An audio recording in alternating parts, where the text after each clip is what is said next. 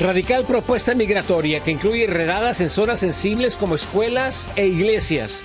Esto y más plantea el proyecto conocido como 2025, que impulsa el regreso de Donald Trump a la Casa Blanca. La ciudad de Nueva York advierte a los migrantes recién llegados. No habrán de permitirse campamentos y habrán de retirar asentamientos irregulares a pesar de la falta de opciones de albergue. Se disipa el fantasma de una recesión económica en el país.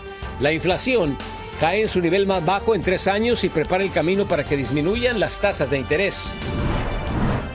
Renace la amenaza de una nueva emergencia de salud global por el virus del mono, una nueva cepa que se transmite fácilmente entre humanos y afecta especialmente a menores de edad.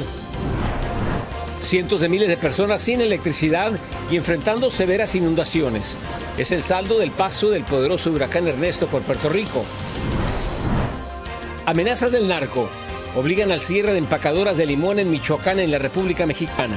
Los criminales imponen cuotas del 20% o los productores enfrentan la misma muerte. Así iniciamos su noticiero nacional cierre de edición.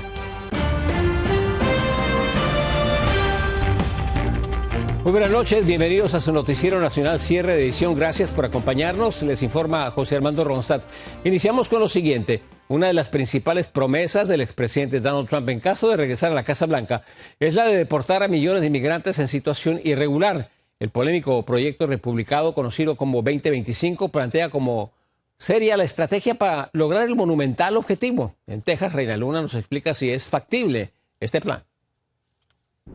We are going to start the largest mass deportation in the history of our country because we have no choice. It's not sustainable. La retórica antiinmigrante de parte del expresidente Donald Trump sube de tono y parte del proyecto 2025 mostrado por Think Tank amenaza con deportar hasta 18 millones de inmigrantes que asegura ya radican en los Estados Unidos. Sin embargo, según datos del Pew Hispanic Center, durante los 4 años de su mandato como presidente no pudo remover ni 2 millones y la razón es muy simple. La capacidad de los oficiales de ICE y las cortes de inmigración para poder hacerlo es inexistente. El día de hoy tenemos casi más de 3 millones de casos atrancados en corte de inmigración. Desde el punto de vista logístico y legal es prácticamente imposible y entrar a las escuelas, hospitales o iglesias para deportar inmigrantes irregulares también es inadmisible porque esos lugares son zonas protegidas. No creo que él con una pluma puede hacer lo que dice que va a hacer. Pero aparte de ser inviable logística y legalmente, también lo es económicamente. Primero, por el personal y dinero que se ocuparía para enviar a los inmigrantes a sus países de origen. Y segundo, por los ingresos fiscales que dejarían de recibir de esos migrantes, que de acuerdo al Instituto de Política Fiscal y Económica, en 2022 fueron 96.700 millones de dólares. Vienen de prisiones, instituciones mentales y son terroristas. Ese lenguaje de campaña lo que sí lograría es polarizar aún más a la sociedad norteamericana e instigar a los grupos paramilitares. Aquellos grupos sí podrían causar mucho caos y crear un ambiente de intranquilidad. Los expertos dicen que este tipo de proyectos hechos al calor de las campañas políticas son solo eso. Sin embargo, invitan a los inmigrantes a asesorarse. Por ejemplo, en caso de ser detenidos, no hacer ningún acuerdo con algún oficial migratorio hasta ver a su abogado. Desde Mission, Texas, Reina Luna, Noticias Estrella TV. La Corte Suprema del Estado de Arizona aprobó que la polémica Proposición 314, que refuerza la ley de migración en la frontera con México, aparezca en la próxima boleta electoral del 5 de noviembre. De ser aprobada, va a permitir a la policía local realizar arrestos a quienes ingresen irregularmente por la frontera. Habrá de endurecer las sanciones contra la venta de fentanilo y va a permitir a jueces estatales ordenar deportaciones. En otras noticias, la oficina del alcalde de Nueva York, Eric Adams, aseguró que la ciudad no va a permitir que continúen instalándose campamentos de inmigrantes recién llegados. Todo esto a pesar de las limitaciones impuestas en los albergues. Desde la Gran Manzana, Ángela González nos tiene más información. Migrantes que se quedan sin refugio luego de cumplir 30 y 60 días en albergues municipales y no pueden ser reasignados, se están quedando en las calles y en campamentos en los alrededores de parques como el de la isla Randall. lo que agrava la crisis humanitaria que se vive en la ciudad con la llegada de nuevos migrantes. La alcaldía se prepara para limpiar los campamentos. Our policy on Randall's Island is the same as it is across the city. For those individuals who are there, certainly we know with our 30 and 60-day rules that we continue to provide them with intensive case management. Cristina, que vive en un refugio con sus 2 hijas, dice que le están pidiendo que se vaya. Ya me estaba diciendo que ya estoy hace tiempo en el shelter, que ya me toca hacer papeles, buscar mi vida, o sea, hacer cualquier cosita, ir a buscar así un cuartito así. Buscar trabajo para poder pagar una renta ha sido humillante para ella. Es bien duro, uno va como si fuera un pordiosero así, pidiendo trabajo, mamás le desprecian, le humillan, o sea, le dicen, no, aquí no hay trabajo. Para otros como Juan, que vino de México, esto es consecuencia de que algunos abusen el sistema. No es correcto, porque yo entré también, yo también, incluso no tengo papeles, no tengo, pero debe de haber como que vamos a disciplinar aquí este país. En Nueva York están prohibidos los campamentos y desde 1981 una ley única obliga a las autoridades a dar cama y refugio a todo el que los solicite. Desde Nueva York, Ángela González, Noticias Estrella TV.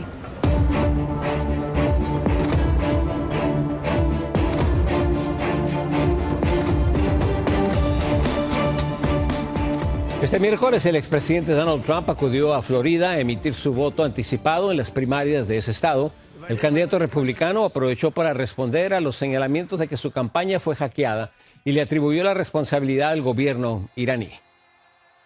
Well, they're looking at it, and they're doing it very professionally, and it looks like it's Iran doing it, because Iran is no friend of mine, and, you know, a lot of bad signals get sent, but it looks like it's Iran doing it, and the reason is because I was strong on Iran, and I was protecting people in the Middle East that maybe they aren't so happy about that. El FBI investiga este caso junto con un ataque similar dirigido a la campaña de Joe Biden y Kamala Harris. Y en una nueva encuesta, la vicepresidenta Kamala Harris aventaja al expresidente Donald Trump en 6 de los 7 estados clave. La encuesta de Cook Political Report muestra que Harris, a nivel general, cuenta con un 48% de apoyo frente al 47% de Trump. Tiene una ventaja de 1 punto en Arizona, en Michigan, Carolina del Norte, Pensilvania y Wisconsin, y está empatada con Trump en Georgia, mientras que en Nevada Trump lidera por un margen. El candidato demócrata a la vicepresidenta Tim Walz aceptó participar en un debate organizado por CBS News que se llevaría a cabo el 1 de octubre en Nueva York. Sin embargo, la campaña del expresidente Donald Trump aún no ha confirmado si su compañero de fórmula, el senador J.D. Vance, estará presente, lo que deja su participación en duda. Hay buenas noticias para los consumidores en el país, ya que la inflación registró sus niveles más bajos desde la primavera del año 2021, por lo que se espera un recorte de las tasas de interés tan pronto como el próximo mes. Desde Phoenix, Arizona, Rubén Pereira nos tiene el siguiente reportaje. Jaime Miranda es un agente de bienes raíces del área metropolitana de Phoenix que en los últimos meses ha visto un incremento de actividad en el mercado hipotecario y espera que el próximo mes haya más demanda de viviendas. Y al bajar los intereses aumenta las compras de las viviendas. Eso hace, como te digo, que los préstamos sean más accesibles y atractivos para más compradores. Y es que el Departamento de Trabajo de Estados Unidos dio a conocer que por primera vez en 3 años la tasa de inflación en el país se ubicó por debajo del 3%. Aunque no se note inmediatamente, esto va a impactar en la reducción de precios, estabilidad de precios de alimentos y de gasolina. Número 2, ya se nota y está impactando en tasas de interés hipotecario a la baja. Número 3, posiblemente tenga un impacto político. A pesar de esas buenas noticias con respecto a la inflación, muchas personas, ciudadanos de a pie que vienen a los supermercados, aún no sienten un impacto positivo en sus bolsillos. Lupita Hernández es una de esas amas de casa que sabe lo que es gastar cada centavo y trata de ahorrar en beneficio de su familia. Yo antes iba con $100 y como que doblaba la carreta y ahora como que es menos. Pero sí se ha notado mucho la diferencia. Sin embargo, expertos en economía confían en que las familias en Estados Unidos poco a poco podrán sentir ese alivio en sus bolsillos que tanto anhelan. Se frenaron los precios y eventualmente va a haber un ajuste a la baja. No esperemos una caída fenomenal, pero esperemos que haya un ajuste donde se deje de ver este ingreso y cambio cada que vamos a la semana al supermercado. En Phoenix, Arizona, Rubén Pereira, Noticias Estrella TV. Agentes antidrogas incautaron más de 2.000 libras de metanfetamina escondidas entre una carga de verduras. Lo encontraron en un mercado de agricultores al sur de Atlanta, en Georgia. La droga fue encontrada en un semirremolque que aparentemente cruzó la frontera desde México, lo que llevó al arresto de un ciudadano mexicano. This was contained within a cover load of celery. That was what was hiding it. Obviously, we threw away the celery, so there's no concerns of buying celery at the grocery store. La Administración de Control de Drogas calificó esta operación como una de las incautaciones más grandes de ese tipo. Y las autoridades de Carolina del Norte aumentaron a $35,000 la recompensa por información que lleve a la captura de Ramón Alston, el que ve en pantalla, un prisionero condenado por asesinato que escapó luego de acudir a una cita médica. Alston, quien cumple cadena perpetua por el asesinato de una niña en el 2015, escapó incluso esposado, se metió en un bosque cercano y pese a todos los esfuerzos aún no hay pistas que conduzcan a su arresto. Regresamos después de la pausa con más información. Sigan con nosotros. La Organización Mundial de la Salud declara emergencia sanitaria global por la expansión de un virus muy peligroso. Y el huracán Ernesto avanza hacia las Bermudas luego de dejar millones de hogares sin electricidad en Puerto Rico. Regresamos con esto y mucho más. Este miércoles la Organización Mundial de la Salud emitió un aviso de emergencia global después de un brote de viruela conocido como la viruela del mono, tras ser confirmada una peligrosa cepa que se contagia fácilmente entre humanos. Anthony Belgi desde Florida nos tiene más detalles. El brote de viruela del mono que afecta a varios países africanos ya es una emergencia de salud pública de importancia internacional. Así lo ha decretado este miércoles la Organización Mundial de la Salud tras haber registrado más de 15.000 casos y 461 muertes en 2024, lo que supone un aumento del 160 y el 19% respectivamente. Está claro que una respuesta internacional coordinada es esencial para detener estos brotes y salvar vidas. Una emergencia de salud pública de interés internacional es el nivel más alto de alarma según el derecho internacional de la salud.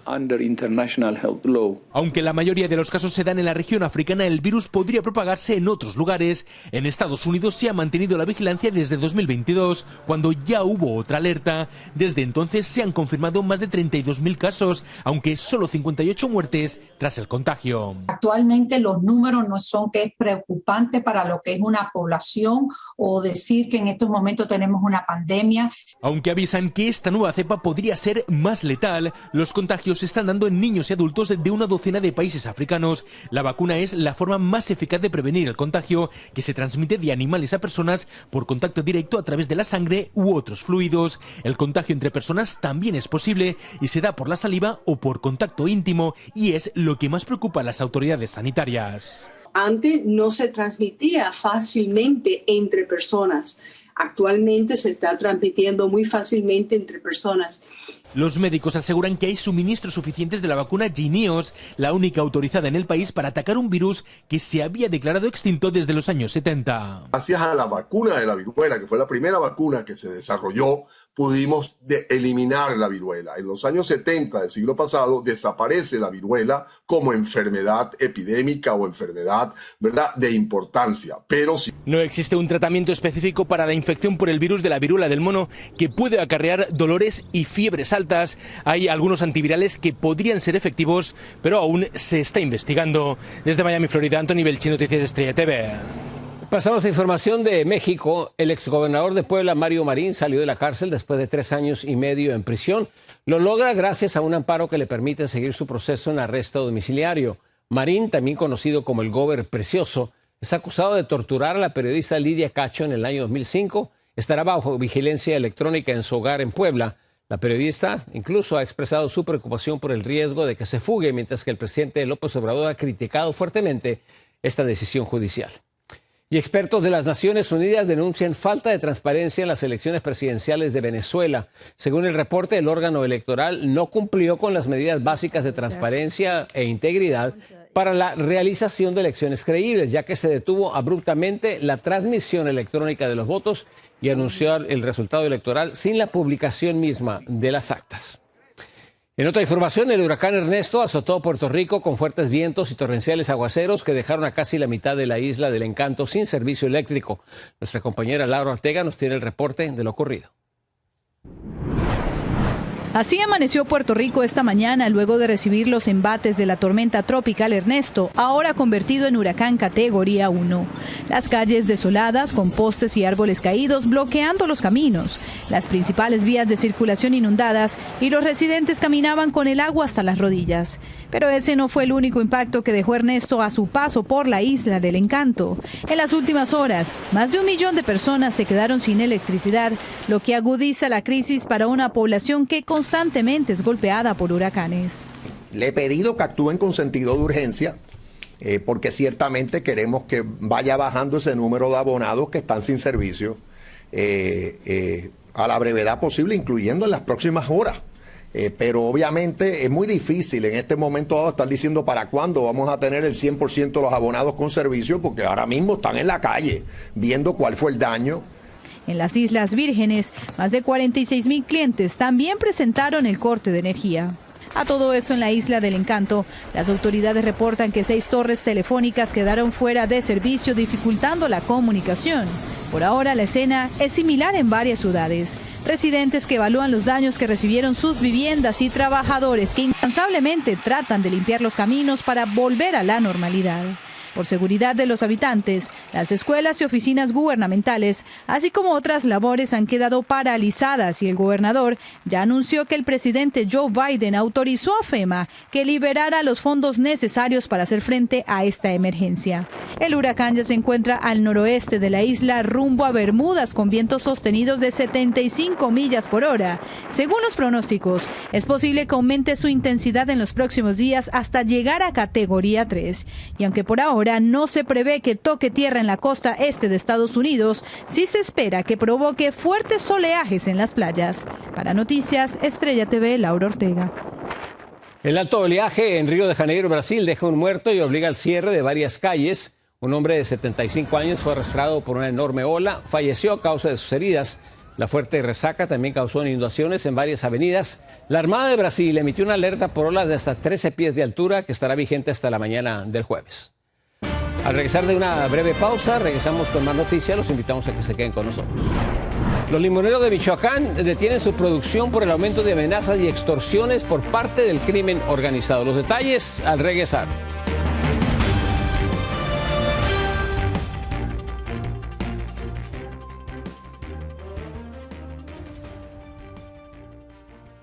En Michoacán, México, productores de limón detuvieron las empacadoras por el aumento en las amenazas y extorsiones por parte del crimen organizado. Nuestro corresponsal Oscar Pantoja nos cuenta qué dicen las autoridades al respecto. Las amenazas del crimen organizado ocasionaron el cierre de empacadoras de limón en Apaxingán y Buenavista Tomatlán, que son los principales municipios michoacanos exportadores del cítrico. En redes sociales se difundió un mensaje sobre el paro en el corte de limón, lo que derivó el cierre en empaques. Los productores tenían claro que desobedecer al narco sería ponerse en riesgo de muerte. ¿Para qué arriesgarle? ¿Para qué hacerle al vivo si pues uno sabe que si dijeron que no, es que no? Hay que atender las cosas también como son. Ya sabemos casi la mayoría que hoy no compran amarillo ni compran verde. Está hasta nuevo aviso. El párroco de Apaxingán, Gregorio López Jerónimo, hace el enérgico llamado al presidente de México, Andrés Manuel López Obrador, para que las fuerzas de seguridad capturen a los criminales que tienen sometidos a los habitantes. Por clemencia le pedimos por Michoacán que ya vengan por los 50 líderes delincuenciales que nos tienen secuestrados y degollados a esta economía, la paz, la tranquilidad de estos pueblos. Productores han denunciado que el crimen organizado les ha incrementado el cobro de cuotas. Por cada kilo de limón, los narcos michoacanos obtienen el 20%. Estas acciones encarecería el costo del cítrico en la población. Las autoridades se justifican y atribuyen la problemática al desplome de los precios. Unas zonas de ciertos municipios hay esta situación de posibles temas de extorsión, pues complica un poquito el escenario. En Michoacán existen 25 municipios limoneros, pero las amenazas se focalizan en 2 principales, Apaxingán y Buenavista. Esta región de la Tierra Caliente produce 600,000 toneladas al año. México es el segundo productor mundial de esta fruta con 2.1 millones de toneladas. Los operativos de la Guardia Civil se mantienen permanentes por tierra y aire en esta zona limonera para que las actividades de producción puedan regresar a la normalidad. La seguridad en los empaques continúa por parte de las autoridades federales y estatales con la finalidad de brindar garantías a los productores de limón. Desde Michoacán, Oscar Pantoja II, Noticias Estrella TV. Una camiseta que usó la leyenda del béisbol Babe Ruth en 1932 podría alcanzar una cifra récord en subasta. La prenda utilizada por el exjugador de los Yankees durante el famoso tiro cantado en la Serie Mundial de 1932 podría superar los $30 millones en una subasta que habrá de realizarse del 23 al 25 de agosto. Por cierto, esta misma camiseta se vendió por última vez hace 19 años por menos de $1 millón. Sin embargo, ya es parte de la historia deportiva. Muy buenas noches, gracias por acompañarnos. Esperamos contar con su sintonía el día de mañana. Yo soy José Armando Ronstadt.